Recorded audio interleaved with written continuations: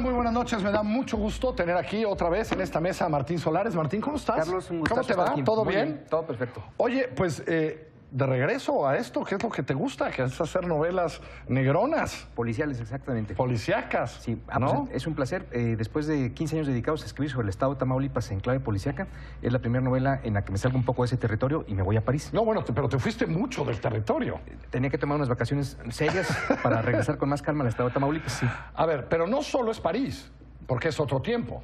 Exactamente. Es decir, te mudaste de tiempo y de lugar. De lugar y de tiempo. Efectivamente, como recomienda Borges, ¿no? ¿Por qué? Bueno, mientras más lejano, mientras mandes al lector a un lugar más lejano en tiempo y en lugar, más extrañado se va a sentir él y más dispuesto va a estar a aceptar cosas maravillosas. Lo que necesitas es trabajar tú como detective y que el lector deje de trabajar como detective. Porque si lo mandas a tu misma época, él va a estar buscando los pequeños detalles, las pequeñas erratas que siempre nos van a ocurrir. En cambio, si lo mandamos... Él va a tener una opinión, ¿verdad? Exactamente. Sobre, esta calle que dice así no es cierto, voilà. No son 2 cuadras, son 2.5. Sí, no se hacen 10 minutos del centro a la Diana Cazadora de ningún modo, etcétera. Exactamente. Entonces, lo que hice fue que yo quería escribir sobre 1927, que para mí es un año crucial, en el cual el movimiento surrealista empieza a cobrar realmente toda la fuerza que le conocemos, todo ese ímpetu, y quería hacer una serie de experimentos en ese año. Uno era contar el único caso policial que Georges Simenon jamás se propuso, que es mandar a un detective a investigar algo sobrenatural. Eso me fascinaba, de entrada, ¿no? A ver, ¿en serio? Sí. O sea, tú sí has leído a todo Simenon, yo no, pero he leído mucho Simenon, o lo leí algún tiempo en mi vida. Claro. Porque son 100 novelas, o es una locura lo de Simenon, ¿no? Según Beatriz de Moura eran 490 novelas. 490 novelas. Sí. Nunca le entró a un asunto sobrenatural. Nunca. Él era absolutamente realista. Creía en la tierra firme, creía en las pasiones masculinas y femeninas, creía en todas las variantes del crimen y en las variantes de la maldad humana, pero no creía en la vida más allá de la muerte. Y se me ocurrió que, ¿qué tal si con ese mismo tipo de brigada, con ese mismo tipo de mecanismo policial, poníamos a un grupo de detectives a investigar algo que no tenía otra explicación más que una vía sobrenatural, a través del hipnotismo, un poco de ocultismo y sobre todo de la magia? Hay una maga que aparece en esta novela, una maga de origen húngaro que está perdida en París, como tantas inmigrantes bellas e interesantes, y ella es la clave para entrar de lleno a esta historia que yo imaginé.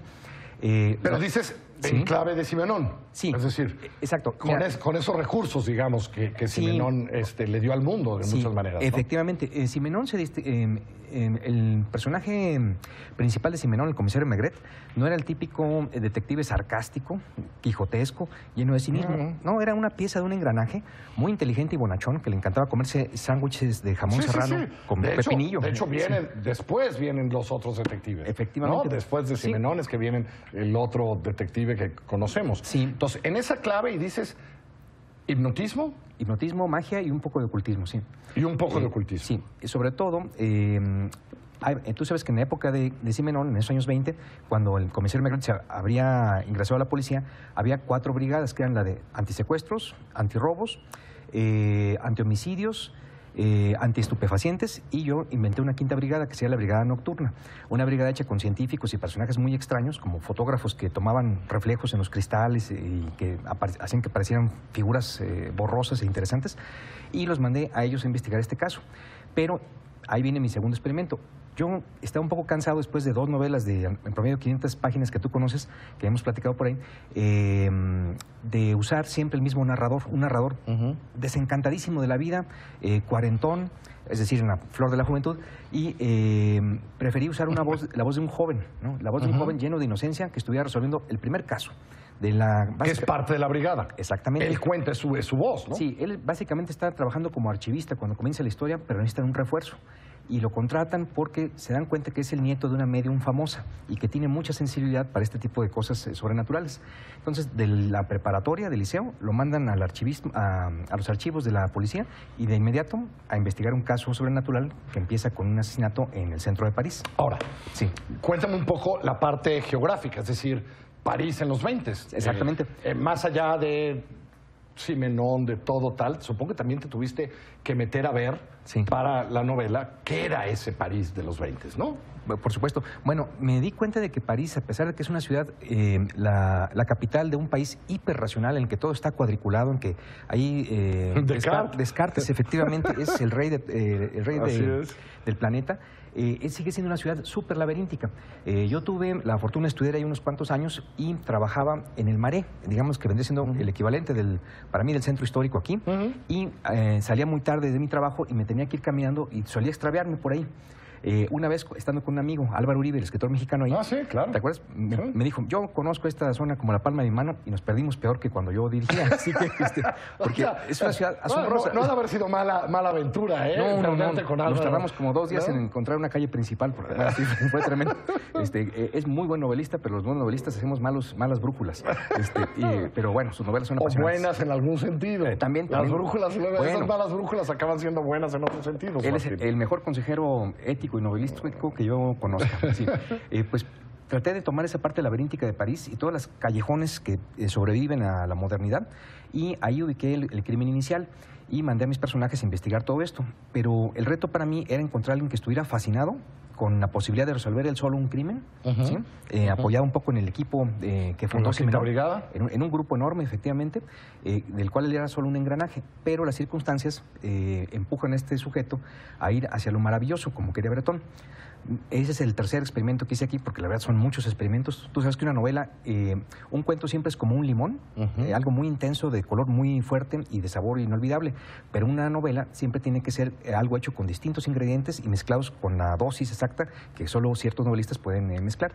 Yo intenté mezclar un poco de Simenon con un poco de Breton.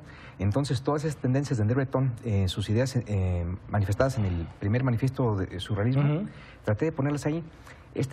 Él proponía, ¿por qué no intentamos resolver la vida también a través del sueño? ¿Por qué si más de la mitad de nuestra existencia la pasamos dormidos y soñando, por qué nos olvidamos de esa parte de la vida y no tomamos en cuenta todas las indicaciones y todas las ideas fabulosas y las pistas que nos vienen en el sueño? Entonces dije, vamos a meter ese lado y esa búsqueda de lo maravilloso que tenía André Breton a lo largo de esta novela, y traté de seguir las pistas de lo maravilloso. Me sucedió algo que nunca me había... ¿No te había pasado nunca? No, algo exactamente. O sea, después de plantearte, cuando estabas escribiendo, de repente te empezaron a pasar cosas que no te habían pasado a la hora de escribir. Bueno, desgraciadamente no cosas sobrenaturales. Sí, no, pero cosas de la escritura. Pero cosas de la escritura, sí.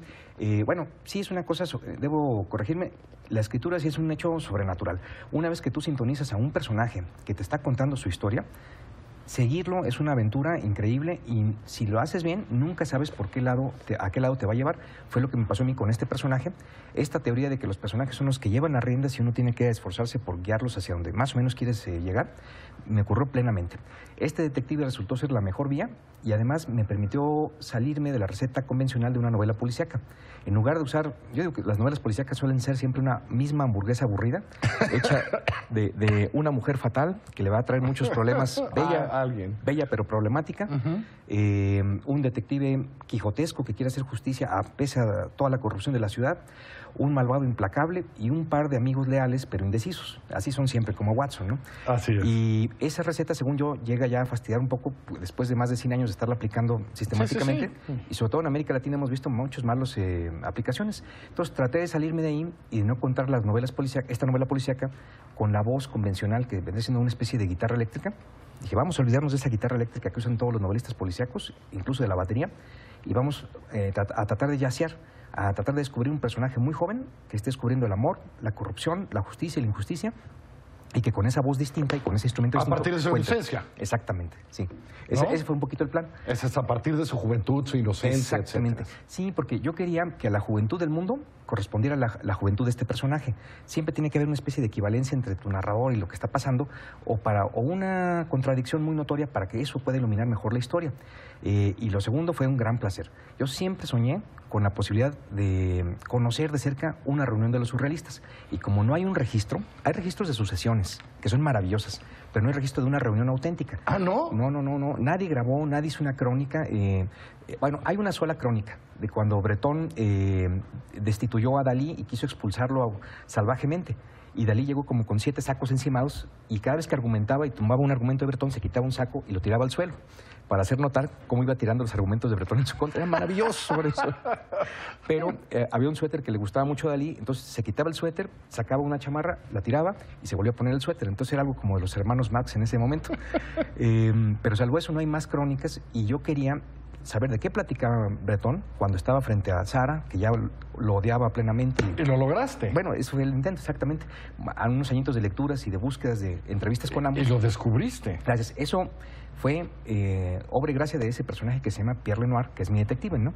El más ingenuo de los sujetos que yo he inventado, que no se parece para nada a mis anteriores comisarios de policía, ni detectives o independientes. ¿Es otra cosa? Sí, es completamente ingenuo. Ahora, quien te hizo la portada... es un maestro, todo, ¿no? Sí, cómo no, es un amigo mío muy querido. Es una belleza. Es que es un gran artista mexicano, que es un súper pintor y artista plástico, que es Manuel Monroy. Y es un buen cómplice mío. Hizo también la de No Manden Flores y se esmeró hasta en participar en la elección de los colores de la portada, cosa que yo le agradezco infinitamente porque quedó algo muy bello. O sea, sí, es que la verdad es que cuentas todo esto y mira, estamos enseñando ahorita la portada y podrán ver que lo que cuentas, ¿no? Exactamente.